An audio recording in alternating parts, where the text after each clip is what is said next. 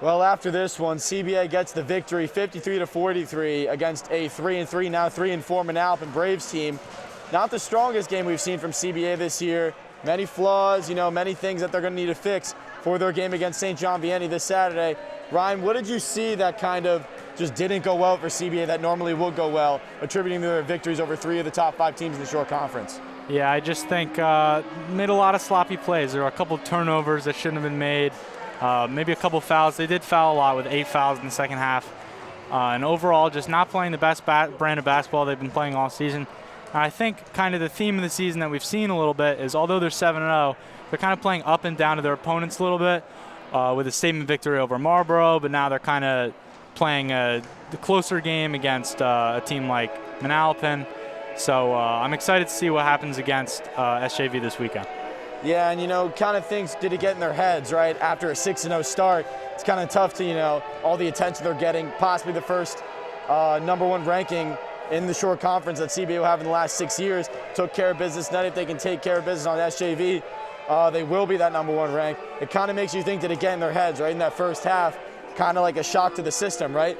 Been playing so well with the crazies in the stands, didn't have tonight, not really playing so well. Manalapan coming out hot. They knew Manalapan was a weaker team. They kind of came out, maybe this would be a free win, maybe not much of a challenge. Manalapan comes out.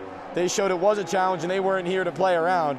So did you kind of see some of that today? Yeah, absolutely. I mean, even good teams lose games, and although CBA was able to come out with the win here tonight, I don't necessarily think that an undefeated season is the easiest thing to maintain, obviously.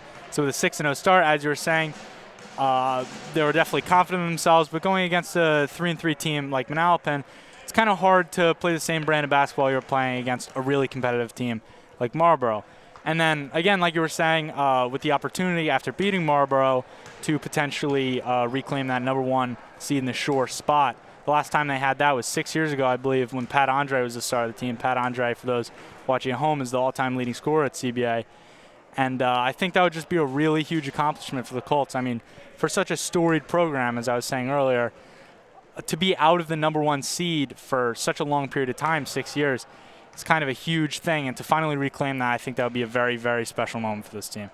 Yeah, well, that's going to do it for us here. Colts 53-43 victory over Manalapan. This has been an exclusive presentation of the CBA Digital Network. Straine thanks to cameraman Chris Simbinos, computer operator Chris Earn, and the director of CBA Digital Network, Mr. Jason Lutz. For my partner, Ryan Ragan, I'm Straine. We'll see you next time.